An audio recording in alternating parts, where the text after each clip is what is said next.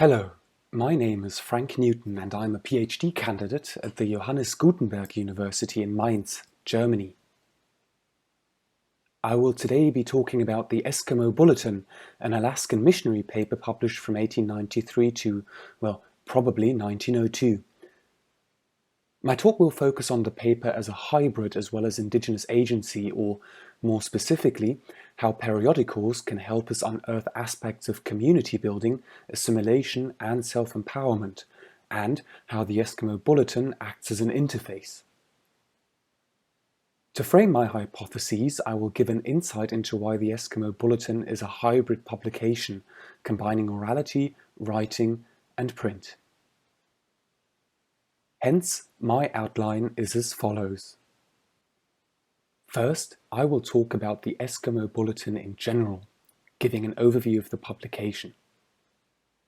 Next, I will address the hybrid character of the paper along the lines of orality, writing, and print. Afterwards, I will highlight aspects of community building specific to the media format periodical, as depicted by the Eskimo Bulletin. Lastly, I will show how the paper incorporates both aspects of assimilation and self-empowerment for indigenous peoples to produce a diverse insight into the Alaskan community. Now, the Eskimo Bulletin was published in Cape Prince of Wales, Alaska, by the American Missionary Association Mission School. It was a missionary paper that was published annually, or at least it aimed to publish once a year. There are gaps in the publication, and it seems to have published once every 2 years more often than once a year.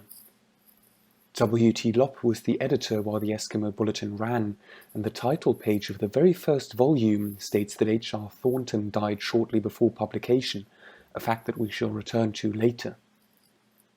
Additionally, U Ten Na is listed as the engraver.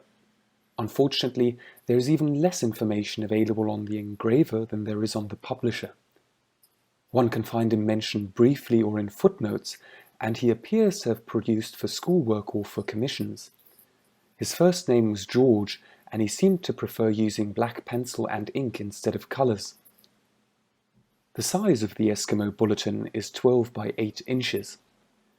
Its motto was, "The only yearly paper in the world," speaking to a certain pride the publisher took in being able to produce this publication. It is often listed as having 4 pages, although the first volume appears to have 1 page and the second volume appears to have 2 pages only. Not much is generally known about the paper, and the first volume can help exemplify this. Here we can see a handwritten and a printed version of the paper's first issue. The handwritten page is probably a template, seeing that there are printed versions of it. A striking difference between the two versions would be the missing illustration in the printed version, maybe due to problems in the engraving, production or printing process. The additional headnote is rather unsurprising, although its contents, news of the death of one of the quote-unquote co-labourers, Mr. Thornton, are not. The tragic quote-unquote mournful coincidence that coincided with the publication of the first volume sets the paper in a close relationship with the readers, sharing personal news while also intriguing them. It is striking to note, however, that when the Eskimo Bulletin is mentioned as a new publication in an Indianapolis paper, the article describes an illustration in the form of a head in the paper's masthead. An illustration missing in the printed version, yet visible in the template. There seems to be some difference in versions of the paper, although gaining access to the source material proves quite challenging. It points to a certain fluidity of the publication, a difference in the paper's design that makes it hard to pin down. On the upper left-hand side, you can see the head of the figure in more detail. It appears to be a native with a decorated dress. On the upper right, you can see the masthead of the second volume from 1895. The change from a human on the masthead to an object is rather striking. The canoe points to a hybrid audience and may show how the paper used its masthead to build a connection to both its white and indigenous audience. As a missionary paper, The Eskimo Bulletin would want to appeal to both the settlers and the natives, and the masthead could well be an attempt to be inclusive, as well as remind the white reader that they are not merely sharing the same geographical space with the natives, but that the natives have developed effective methods to live in the Arctic. The masthead of volumes 3 and 5 at the bottom of the slide show a fairly regular masthead, plain print and no illustrations. An eye-catching factor of the Eskimo Bulletin are the handwritten sources, or templates.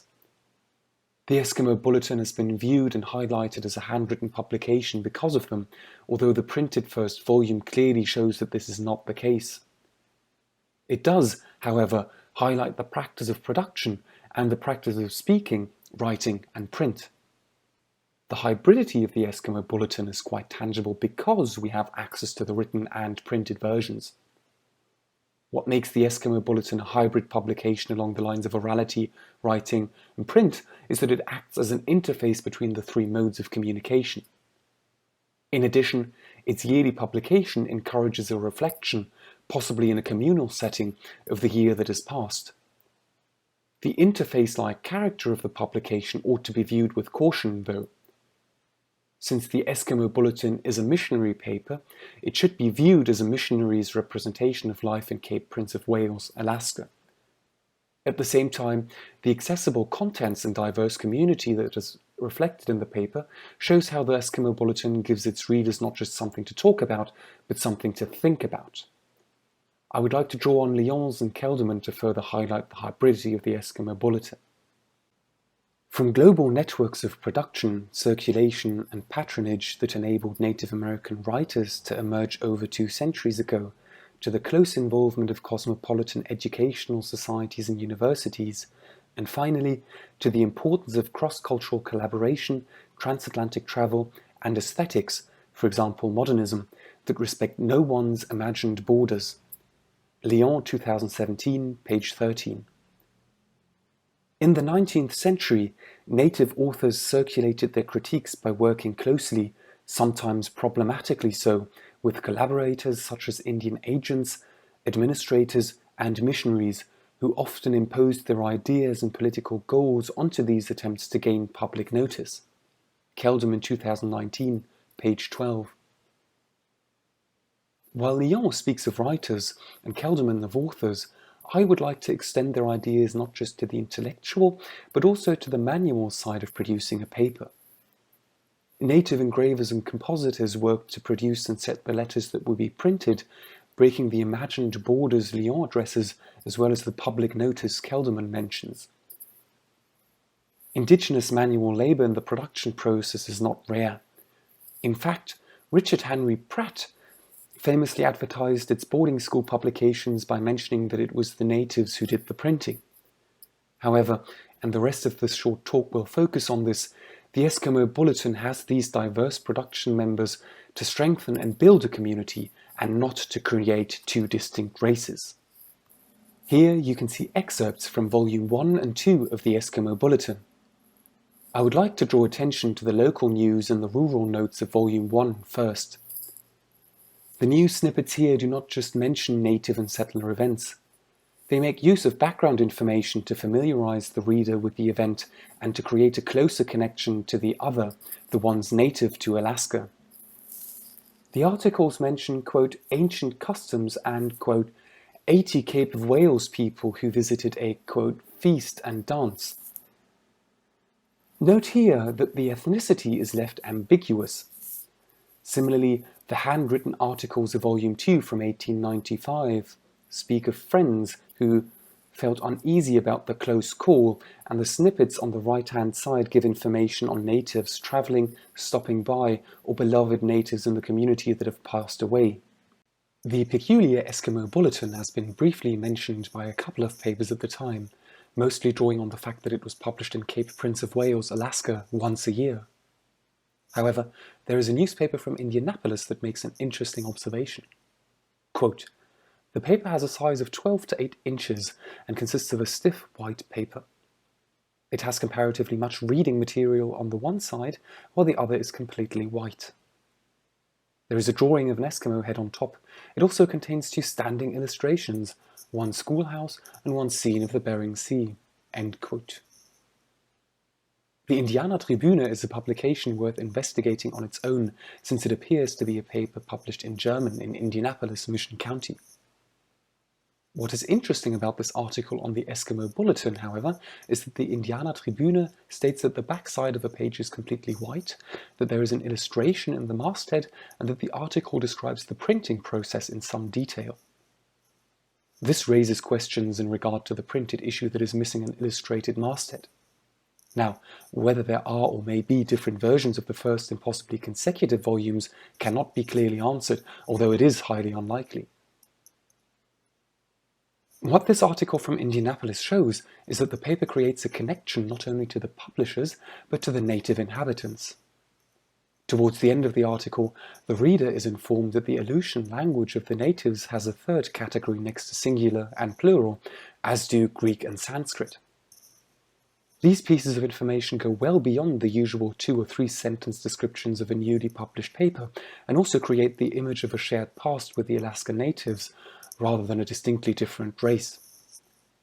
It also creates a connection to other communities outside of Alaska, and highlights the importance of spreading information and how it is spread across the country. At the same time, the Eskimo Bulletin incorporates both assimilationist and sovereign articles on or for the natives. In terms of assimilation, the first volume features a section titled Fashion. In it, only natives are mentioned to don clothing or accessories brought from the ships. They seem to have purchased the items on their own accord, and, similarly, the advertisements are of native suppliers only. These entries highlight the assimilationist character of the papers, and the Lord's Prayer in the native language confirms a highly assimilationist narrative one would expect from a missionary paper. There are similar entries in consecutive issues focusing on the effect of missionizing the native peoples and what they did with the settler commodities. However, the Eskimo Bulletin is far more diverse than this. Here we have the other side of the Eskimo Bulletin, if you will. The paper is full of articles that highlight Indigenous agency, the diverse voices and actions within the native community. The story of a chieftain's death and his brother's revenge, Bismarck, a man well liked by the natives but killed by a boy, and a survival story told by the native experiencing the ordeal himself. There seems to be a conscious effort to at least be neutral towards the natives. The entry, Bismarck murdered by a boy, highlights this.